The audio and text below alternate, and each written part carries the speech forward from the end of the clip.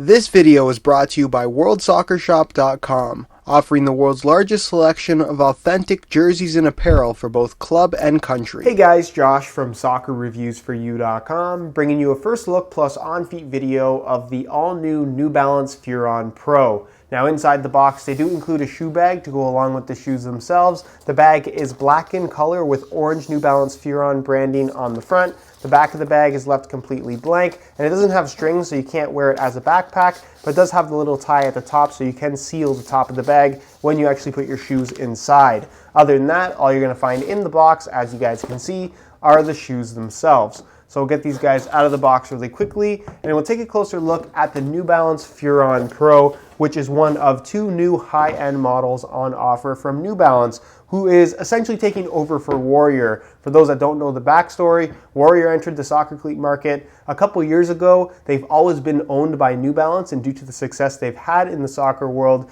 New Balance decided to pull the Warrior brand name and replace it with New Balance. So it's technically still the same company, just a new brand name, New Balance being the more established footwear company out of the two. Overall though, really interesting product. We're going to be going over all the details in today's video, so if you want to learn more about the tech specs, the fit, the feel, the weight, pretty much everything you could possibly want to know about the new Furon Pro, be sure to stick around and watch the entire video. If you guys missed my video on the other high-end New Balance model, the Vizaro Pro, I'll leave an annotation on screen. You can go ahead and check that out. If you guys are interested in a pair of these for yourself, the retail price is $180 US, which is fairly reasonable for a top-end shoe, and you can check that out on the review page on my website, which is the first link down below in the description. On that page, you will find Buy It Now links with exclusive SR4U coupon codes, where you will be actually able to pick these up below their normal $180 retail. So again, if you're interested in a pair for yourself, first link down below in the description, go ahead and check it out. And with that being said, let's get right into the review.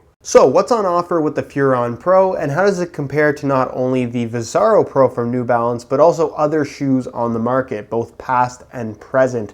The Furon Pro is a very interesting shoe. It technically has the same shape as the Vizaro Pro, and it does share some similar elements to that model as well, most notably the stud pattern, but that too also does have some tweaks to it. But what this shoe really reminds me of, especially in person, is actually this shoe right here, which has not been around for quite some time now. This is the Nike Air Zoom Total 93. Now the reason why it reminds me of this particular shoe is because of the way it laces up, which we'll talk about in just a second. Now starting off with the upper, as you guys can see, it appears to be a mesh-based synthetic, and that it is. The first layer of this upper is mesh, which is very clearly visible right here in the forefoot area. Now this is a pretty standard looking mesh material, and considering that it is mesh, it's not as soft and flexible as you might expect. It's similar to the Vizaro Pro, which also does have a mesh-based synthetic material, but this is a little bit different. It's what they call their engineered high energy return synthetic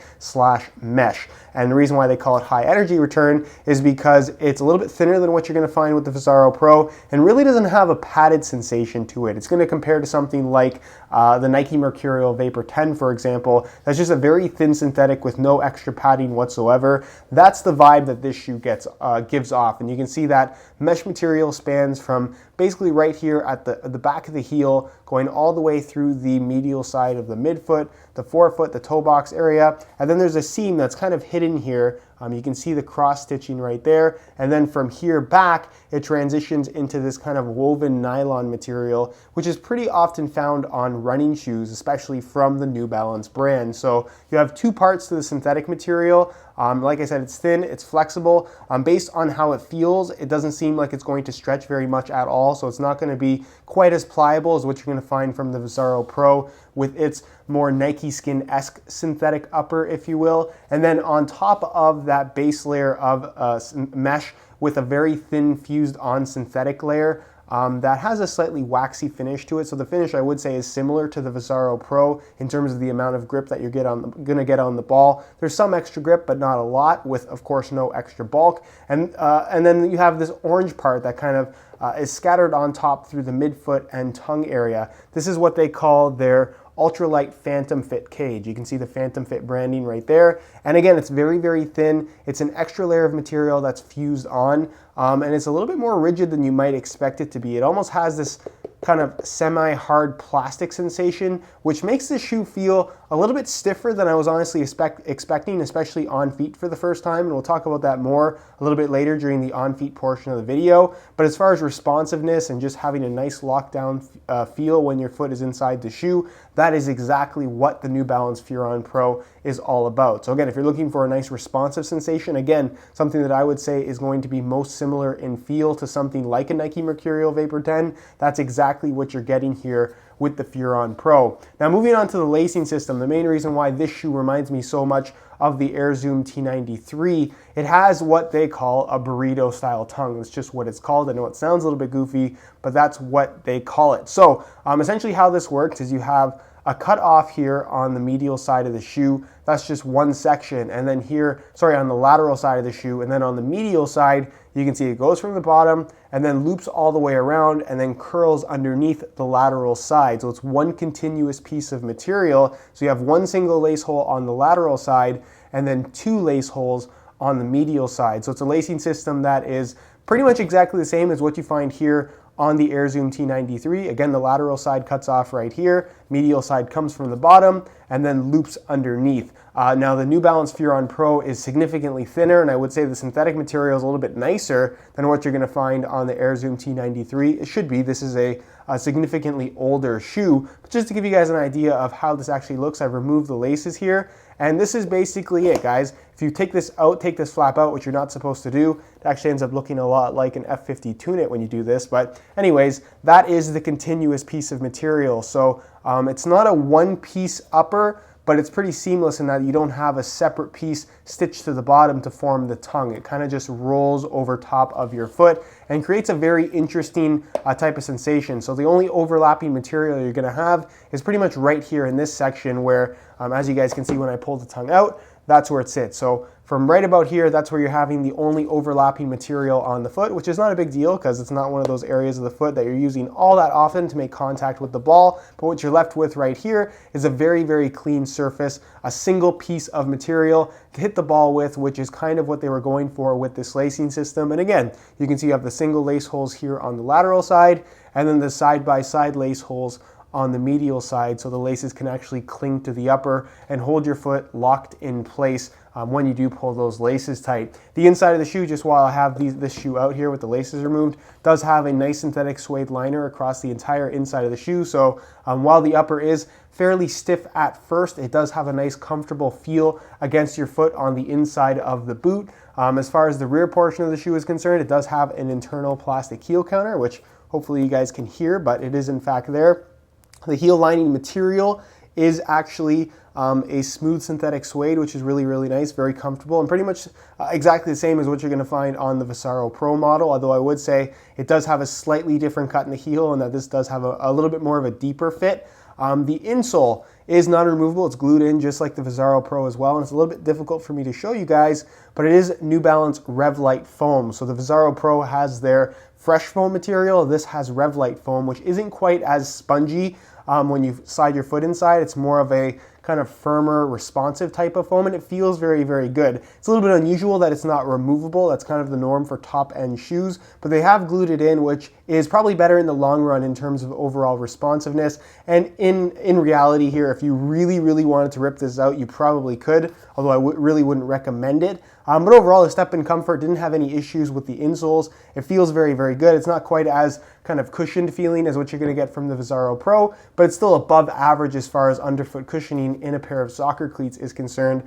at least in my opinion. Now moving on to the sole plate and stud pattern. The sole plate is their Pro Form last, so you can see it does have somewhat of an unusual shape from the top-down view, where it comes to more of a point at the big toe area and then curls around. It's got that anatomic shape, something that we've been seeing quite often from Puma, but that's been a New Balance thing in their running shoes for quite some time now. And the sole plate itself is made from a stiffened nylon material, so it's not the same TPU plastic that you're going to find on the Vissaro Pro, which does make this sole plate a little bit stiffer from right out of the box in comparison to that particular shoe. It's supposed to make for a more responsive sensation. Is that something that you're actually going to notice all that much when you actually wear the shoes? Maybe the first couple of times times, but after that it will soften up for sure, and it's not something, like I said, that's going to have a major impact on the overall performance. You're going to have this kind of triangular stiffener bar raised through the middle of the shoe that I think looks really cool, and obviously is going to serve its purpose in terms of stiffening the midfoot area, which is what you would want in most soccer cleats. And then as far as the stud pattern is concerned, this is what they call their ultra directional stud design, which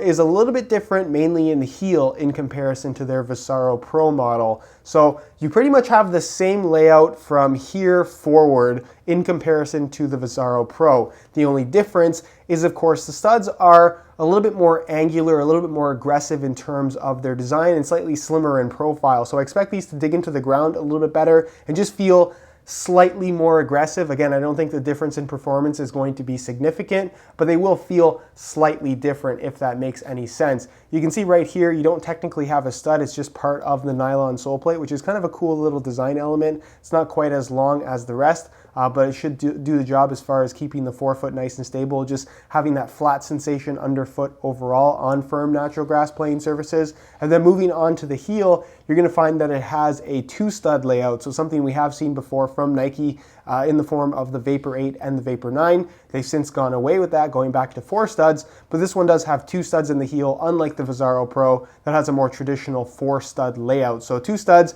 kind of interesting. They are somewhat offset. They're not completely in line with each other, and they have kind of different angles given that they have that triangular shape to them. But overall, very interesting stud pattern. They feel okay on feet just from walking around and what I've tried so far, but I'm curious to see how this stud pattern is actually going to perform on natural grass. I expect it to be very aggressive. That's kind of what they're saying this is all about in their marketing, but again, until I've actually worn it myself, I can't comment too much on the overall performance as far as outright traction is concerned. So that's pretty much it as far as the tech specs go with the New Balance Furon Pro. Very, very interesting model, a lot different in comparison to the Visaro in many ways, and it's really going to be up to you in terms of determining which is going to be the better option for yourself personally based on what you like. You can expect a comparison video between the Furon and the Visaro Pro in the near future. And another thing that I should mention is that this is the regular fit version of the Furon Pro. There's also a wide fit version that is available that I will be bringing in very soon and comparing to the regular fit version so we can see how much wider it actually is. But of course, I'll be talking more about the fit and feel a little bit later during the on-feet portion of the video. In terms of weight, I thought we'd compare the weight of the Furon Pro to the Visaro Pro, considering that these are the 2 new top-end models from New Balance. So I'm going to be weighing both shoes for you today in real time using the scale. Keep in mind these are both in the same size 9 US. The Visaro Pro is used while these are in brand new condition, but for the most part, it's a fair comparison. So we'll start off with the Visaro Pro, throw it on the scale, and you can see that they weigh in at 7.5 ounces, the equivalent of 213 grams, so relatively lightweight. Change the scale back to ounces, pull these off, and throw on the Furon Pro, and you can see that they weigh in at 7.2 ounces, so 0.3 ounces less, the equivalent of 204 grams. So you're talking about a 9-gram weight difference between these 2 shoes, with the Furon Pro being ever so slightly lighter. Is it a noticeable amount of weight? The answer to that question is no. You're not really going to notice much of a difference either in hand or on feet in regards to the weight, but what I will say that you will notice as a difference between these 2 shoes is just the way they feel in general, especially from right out of the box. The Visaro Pro features a much softer, slightly more padded synthetic material that's just more flexible and natural feeling in general, whereas the Furon Pro is a lot thinner, doesn't really have any extra padding to it. It's going to provide more of a barefoot, locked in, kind of firmer sensation on feet, not to mention the sole plate is a little bit stiffer as well. So again, if you're trying to decide between the Visaro Pro and the Furon Pro, weight shouldn't be the deciding factor. It's really about what type of feel that you're looking for. In terms of aesthetics, I think the Furon Pro is a pretty good looking shoe. Out of the Furon and the Visaro, in person, I think the Furon's a little bit more modern and sleek looking. The design is very streamlined. This kind of burrito style tongue they've incorporated gives the shoe a very unique look. I don't mind the colorway. I like that you have white at the front,